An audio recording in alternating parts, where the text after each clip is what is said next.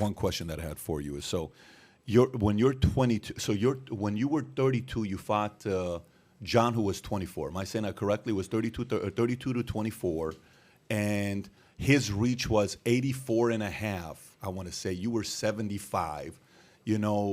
Weight, obviously the same. Height, he had you on, however many inches he has you on, because he's a taller guy, he's a 6'4", but he came through, you were like an older brother. So you haven't seen a different side of him. He's nice right now, believe me.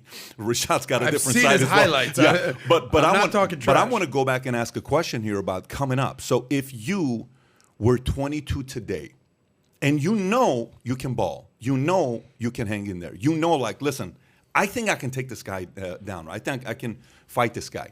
But the comp structure and the opportunities are different today than they were when you were 22, right? You're seeing this whole thing with Jake Paul and Dana going back and forth, and hey, pay him this and pay him that, and then you're seeing what Jake is making, you're seeing what Woodley made with a fight, you're seeing what Mayweather's doing, what Conor did. So the model's different. You got boxing route, you got the YouTube route, you got the UFC route.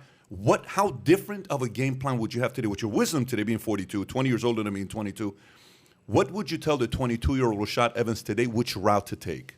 Well, I mean, it's all about now getting the following. We live in such a culture right now where it's all about the following and, getting the people's interest, whatever it may be that you do that stands out among the crowd, accentuate that and really stand upon that and really start to push yourself in that direction. And then from there, you can start to navigate which fights that you want because, the promotion or whatever it may be, they're going to make sure that they put you in a position where they can get the return for your value because it's all about the value. People want to pay you for what you're valued for. If you don't have that value, you can be the best fighter in the world, but you're not going to get that money. So in other words, would you say you'd be somebody that'd be documenting your vlogs, your fights, your training to get a YouTube channel, to get a few million subscribers, and then maybe have some of the Instagram? How would you create that following? Would you take the Jake Paul route? Would you take the Logan Paul route? Would you take the Conor route? What route would you take? There's somebody doing it really well right now. Sugar Sean O'Malley. He's sick. Stole your nickname, by the way, bro. Yeah, but that's all right. I mean, we're gonna run up on that. It's all right though because the thing about it is he's owning it. You know what I'm saying? He's making it his own.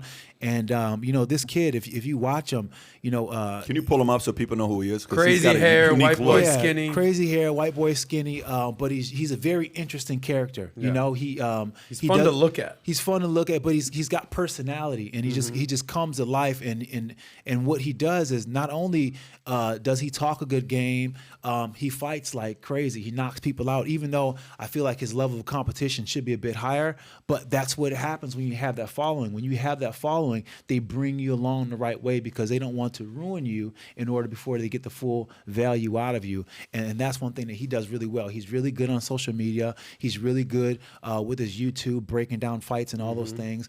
And he just has the interest that, he speaks to the demographic of today and the huge following. So you would advise, you yourself would still go the UFC route. You would still go the UFC route yourself if you were 22 today, except you would pay more attention to the social media following? Or would you say, I'm going to go try to get part of a, De La Hoya camp. I'm going to go part of the Canelo camp. I'm going to go try to be a boxer because that just pays more. Canelo got a, 12-fight, $360 million contract, whatever the number was, some insane number that he got, right?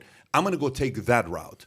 Or no, I'm gonna work my way up on the UFC side and be the next whoever. What route would you take? I would say go to UFC route because of the fact because of what boxing is that, for so long before you can even get to that level. I mean, Jake Paul has been able to do something extraordinary because of the fact that he's built himself up way high before he even put himself in a position to box. So that's like an anomaly out of the whole situation. But, with the UFC, you can start off and really grow in an organization. And if you're like a guy like Sean O'Malley, they'll bring you along the way, and you can develop your skills at the same time, by and develop who you are outside of the cage as well too. Yeah, I'm just very, very curious because a lot of young guys see everybody, and they're kind of like, what do I do now? Yeah. What route do I go now? So you've seen a Jake.